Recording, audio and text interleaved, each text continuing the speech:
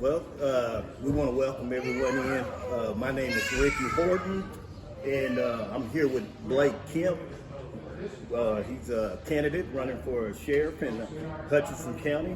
And Blake, we have a couple of questions we want to ask you. I know you're not; these are surprise questions. Yes, sir. So Blake hadn't been able to rehearse any answers.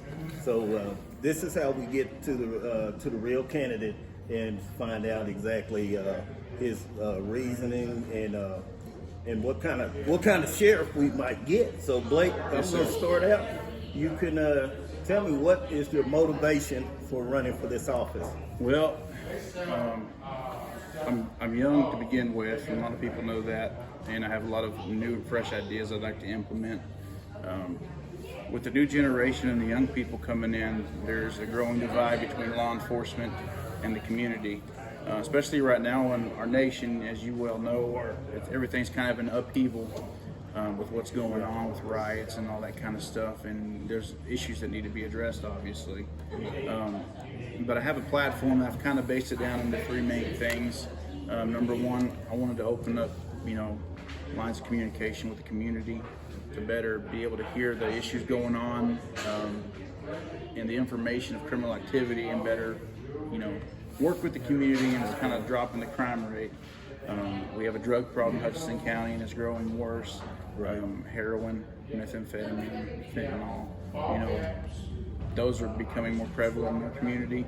I spoke to someone that used to be an addict just, I believe, yesterday, and there are young girls that are actually strung out on dope and being forced to do, some lewd acts on camera and stuff like that in our own community.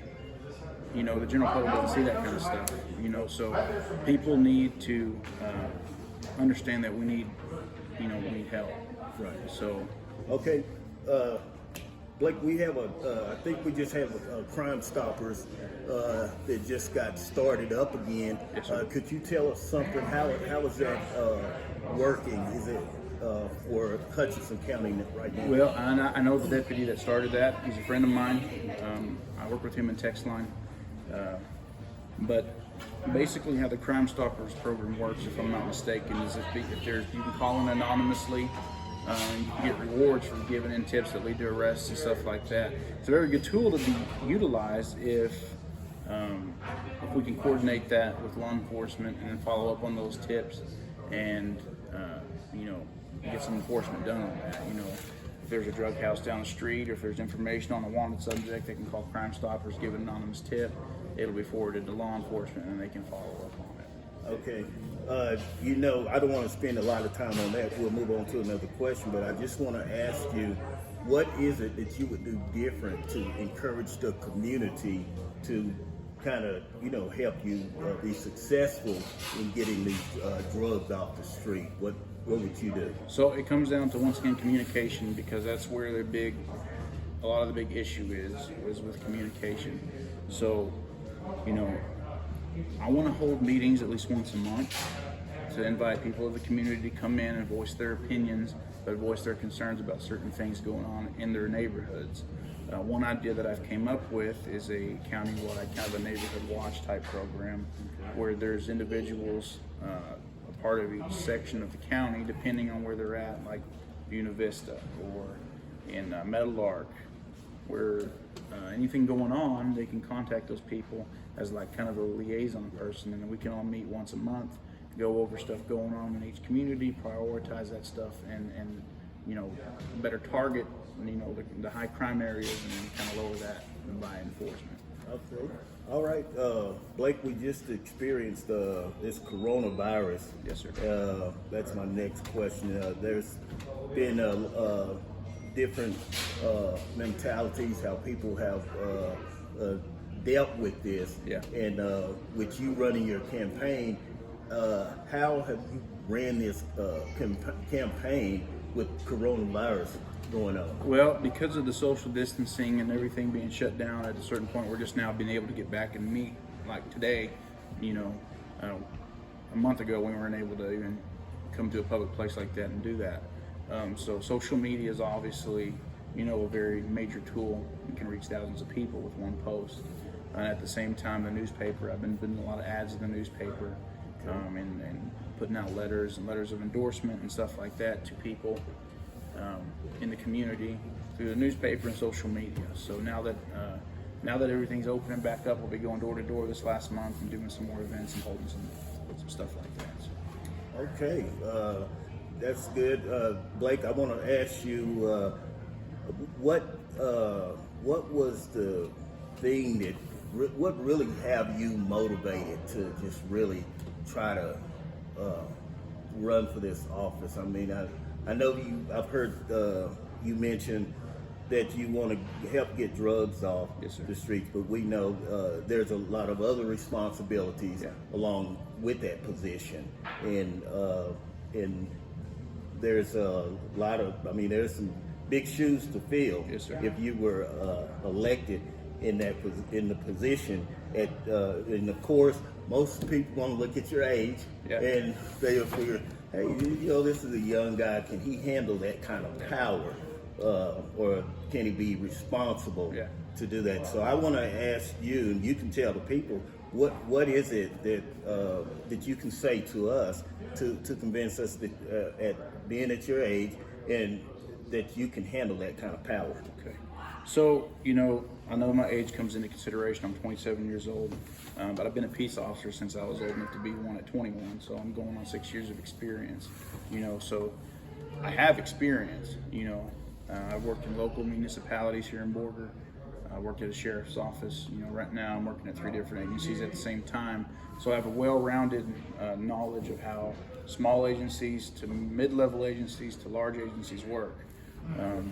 I worked hand in hand with the leaders of the community, and I know how to be a cop. I've been a law enforcement officer, and I have a good record and a good history. And any of my previous employers, Borger Police Department, or anyone that I'm employed with right now, will give you the same answer. But I think my age, when I look at my age, I don't see it as a negative thing. I see my age as my positive, attribute right now, because I can see things, I can connect with the younger people. I can see things in a new, fresh perspective, and at the same time, I'm humble enough and I'm willing to learn and listen from the people that are before me. You're only as good as your team, and if you put very skilled, knowledgeable, experienced people underneath you, and you listen to them, listen to your advisors, you're going to be fine. You need people on your team that are going to have the same mission and goals in mind, that can come under that mission, but that can also execute it. You're only as good as your weakest link in your department. All right. And of course, we have been seeing on the media what's been going on in Minnesota. And I want to ask you, how would you handle a situation like that once there's a young lady filming an officer with his knee kneeling and choking this innocent person, and how would you handle a situation like that? I mean, there was 4 officers there, and the outrage is that neither one of the officers stepped in to prevent the death of this man. So what's your thought on that, and what would you have to say to us? Well, there's a couple different aspects that you have to look at. You have the issue of excited delirium, which is, sometimes it happens when people are put in custody. The autopsy report have recently come down. I think he was on some certain narcotics. But the thing is, the way that they went about, so let me back up a little bit. When someone's placed in handcuffs and they're restrained, at the point where they're no longer resisting, there's no need to put pressure on someone's neck. Now, I know that apparently it's allowed under policy, and I put my knee on someone's back before, to get them restrained. But once they're restrained, sit them up, in my opinion. Let them breathe. If they're having trouble breathing, there's no problem with sitting them up, letting them breathe. Give them some water, Treat people humanely, because, we're all human beings at the end of the day, and one incident, sheds bad light on the law enforcement community when it's not specifically, that point. I completely disagree with the way that they handled that up there. I have come out on social media completely against it. I think it's ridiculous, and I think that those officers that stood by and let that happen should be prosecuted. I mean, because, you know, there's got to be a balance between, you know, taking care of business and going overboard. You can't go overboard. You know, you use the amount of force necessary to effect an arrest, and at that point, you know,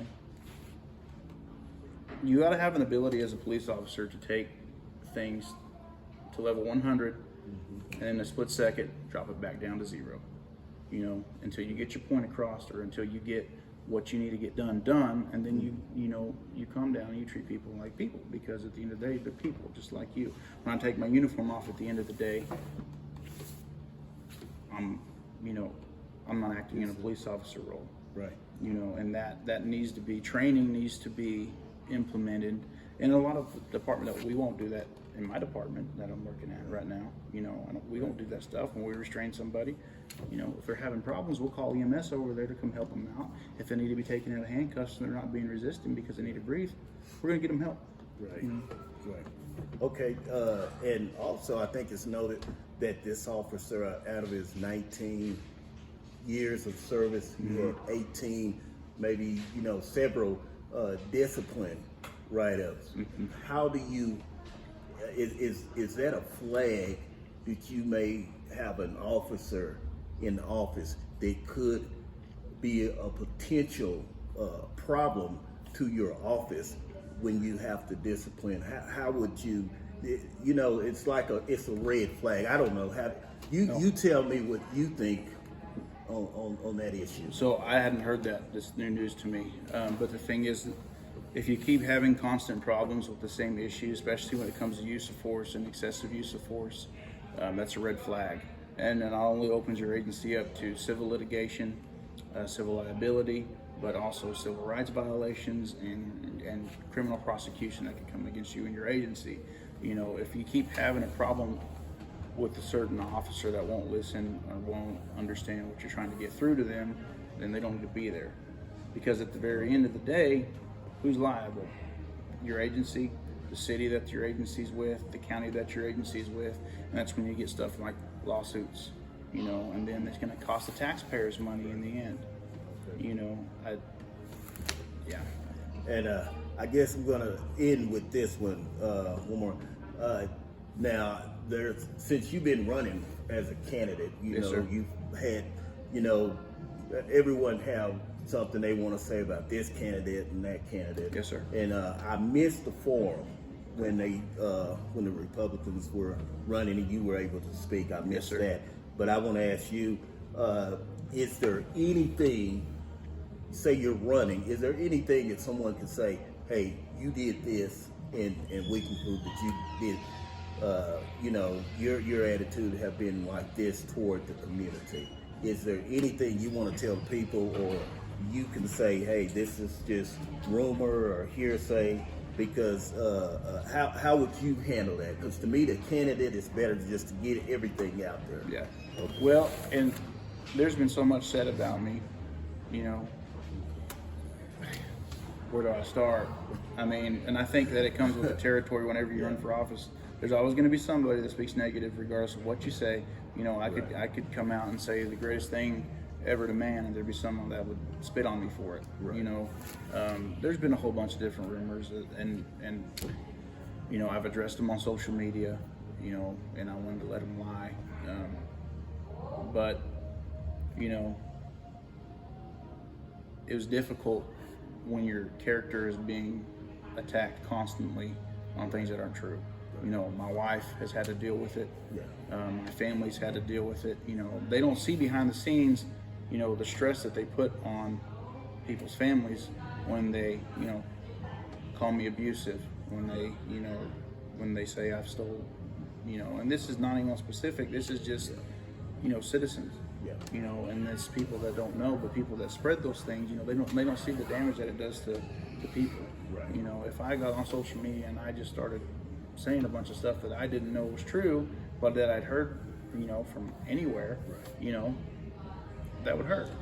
You know, because at the end of the day, all we have is our character and our integrity. The only people that can lose that is us.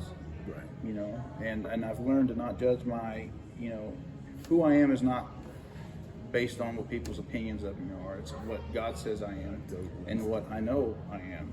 Right. You know, so it takes some wading through some of that junk, you know, and to just keep your head up, you know, and ignore it, you know, to just move on, because the level that it's came to, and you know, and it's died down a lot, which I'm glad. I hope that it's over with, Right. you know, but you got to be prepared for it. Yeah. So I guess one of the things that I would say is that you have courage, and so that's what sounds like. That's what a leader, to be able to run for a public office, you have to have that courage. Yes, sir. And to me, it sounds to me like even with the negative stuff, you're still, you know, running your campaign, Yes, sir. and you still have your focus on helping Hutchinson County become a safer place Yes, sir. for all its citizens.